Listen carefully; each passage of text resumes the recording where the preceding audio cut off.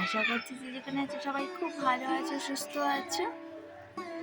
আমি টুকুন lifestyle daily ব্লগে তোমাদের অনেক অনেক স্বাগত, ভালোবাসা জানাই। আমিও বেশ আছি। তো তোমাদের সবাইকে সঙ্গে নিয়ে নতুন একটা সকালকে সঙ্গে নিয়ে আবারও একটা নতুন ভিডিও শুরু করছি। আশা করছি তোমাদের ভীষণ ভালো লাগবে। আর আজ রবিবার, এখন ঘড়িতে কটা বাজে জানো? এখন 8:30 বাজে। এখন ঘুম থেকে উঠেছি, তো এখন থেকেই ব্লগটা শুরু করছি। আর রবিবারে একটু দেরি করেই উঠি, সকালবেলা টিফিনের চাপ থাকে না বলে। সারা সপ্তাহে তো অনেক তাড়াতাড়ি উঠতে হয়, এবারে কিন্তু আমার কাজের ভীষণ দেরি হয়ে যায়। সকালবেলা দেরি করে উঠি আর সারাদিনে কাজকর্ম যেন তাড়াহুড়ো লেগে যায়। দেখো একটা টিকটিকে ঢুকে গেছে জানলার ভিতরে।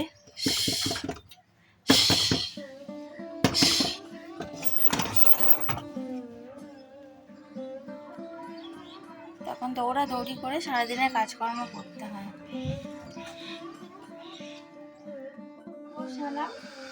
আমি চাটা ইন্ডাকশনেই করি ঘরের ভিতরে। আর বলো না, কপাল যখন খারাপ হয় তখন সব দিক দিয়ে সব কিছুই খারাপ হয়। ইন্ডাকশনটাও কদিন ধরে খুব প্রবলেম দেখাচ্ছে, কখনো জ্বলছে আবার কখনো জ্বলছে না। জ্বলা মানে অন হচ্ছে আবার কখনো অন হচ্ছে না। তো এখন যেমন বসালাম সব কিছু দিয়ে চাটা, অনই আর হয় না ইন্ডাকশনটা। তার জন্যই আবার গ্যাসে চলে আসতে হলো ছুটে। আর 8:30 বাজে তখন এসেছিলাম ওপরে, এখন 9টা বাজে। এখন চা করছি। রবিবারে আমার খুব অবস্থা খারাপ হয়ে যায়। এই সময় আমার টিফিন হয়ে যায়, তোমাদের দাদাভাই টিফিন নিয়ে খেয়ে চলে যায়। এই দেখো, চলো ট্রেন যাচ্ছে দেখাই। ওই দেখো ট্রেন যাচ্ছে, দেখেছো? আমাদের বাড়ির পাশে ট্রেন লাইন। এই ট্রেনে করেই আমি বাপের বাড়ি যাই, এই লাইনেই ট্রেন দিয়ে।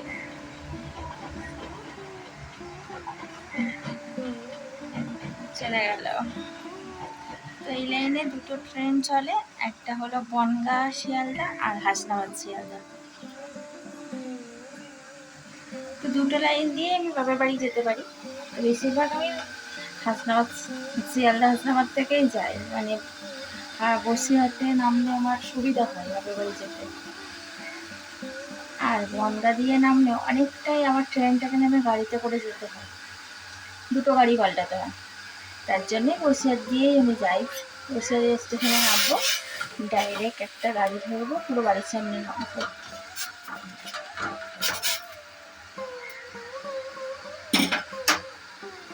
চাটা হয়ে গেছে, এবার একটু চা খাবো। আর এই দেখো আবার একটা ট্রেন যাচ্ছে, এটা আমার বাপের বাড়ির দিকে যাচ্ছে। আর ওটা শিয়ালদা যাচ্ছিল একটু আগেই, যেটা দেখালাম। মিনিটে মিনিটে ট্রেন আর প্লেন, এই দুটো এখানে দেখতেই পাবে মিনিটে মিনিটে। এইটা হয় বনগাঁ নয় হাসনাবাদ যাচ্ছে, এটাতে গেলে আমি বাপের বাড়ি যেতে পারবো। তো এই যে চাটা করে নিয়ে এখন নিচে যাচ্ছি, একসাথে বসে খাবো বড়মাসাকে ঘুম থেকে তুলে। আর বললো না, আমার বড়মাসা একটু বেডটি খেতে ভালোবাসে, হয়েছে তো।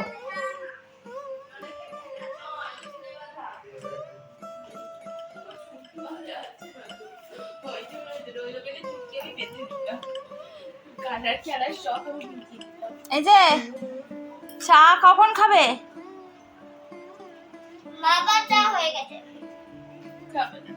বুড়ি কি করছিলিস এতক্ষণ কি করছিলিস?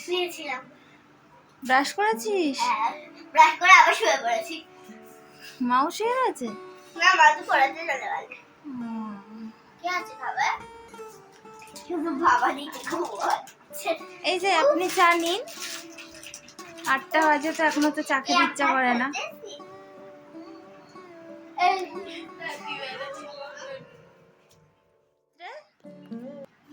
হ্যাঁ বল।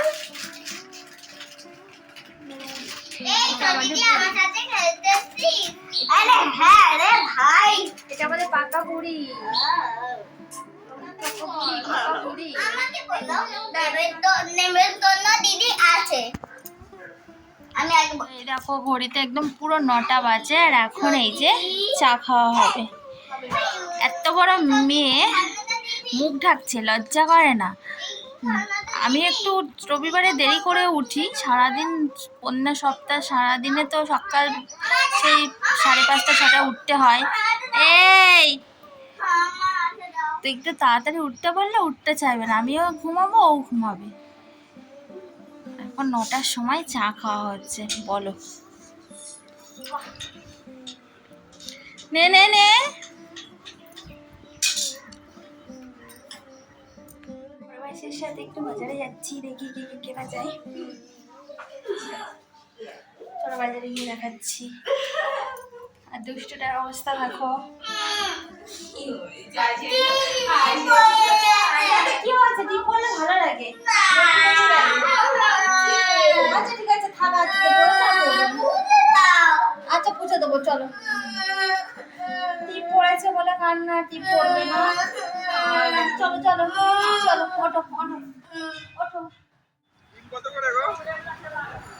15 টাকা 100, 500 টাকা 70 টাকা হবে।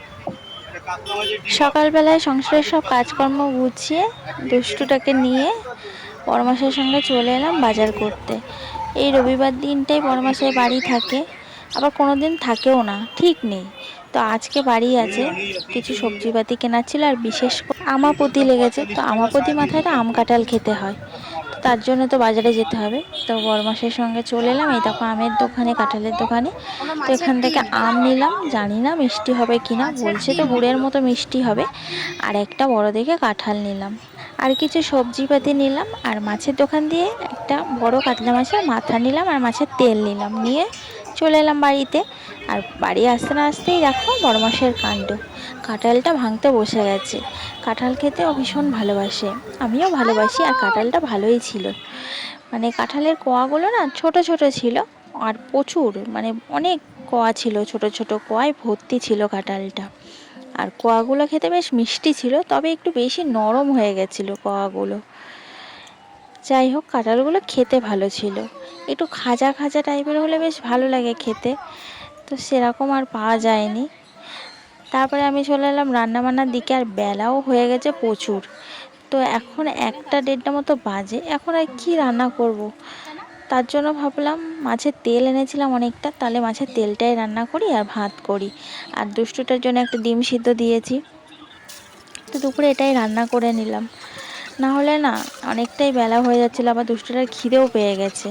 আর এই বেলাতে কিছু রান্না করতে ইচ্ছাও করছে না। তো ওই মাছের তেলগুলো তেলে দেওয়ার সাথে সাথে না এমন ছিটকে গেছে, আমার হাতে মুখে পুরো তেল ভর্তি হয়ে গেছে, গরম তেল। তো সেই দেখে তোমাদের দাদা ভাই এসে আবার এই যে মাছের তেলটা রান্না করছে। ও বেশ ভালো রান্না করতে পারে জানো তো। তো বদমাইশটা না করতে চায় না, অনেক বলার পর তবে করে। সুন্দর আলুর পরোটা বানাতে পারে, চিকেন রান্না করতে পারে দারুণ, সব কিছুই পারে রান্না করতে।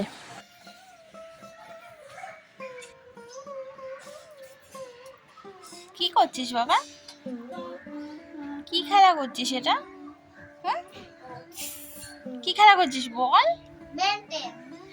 আরে বেনটেন বেনটেন করে না, মাথা খারাপ হয়ে যাবে তো। তো বন্ধুরা, আমার ভিডিওটা এখানেই শেষ করছি। ভালো লাগলে লাইক করে দিও, আর কমেন্টস করে জানিও আমার ভিডিওটা তোমাদের কেমন লাগলো। আর চ্যানেলটা সাবস্ক্রাইব করে আমার পাশে থেকো। তোমরা সবাই সুস্থ থেকো, ভালো থেকো।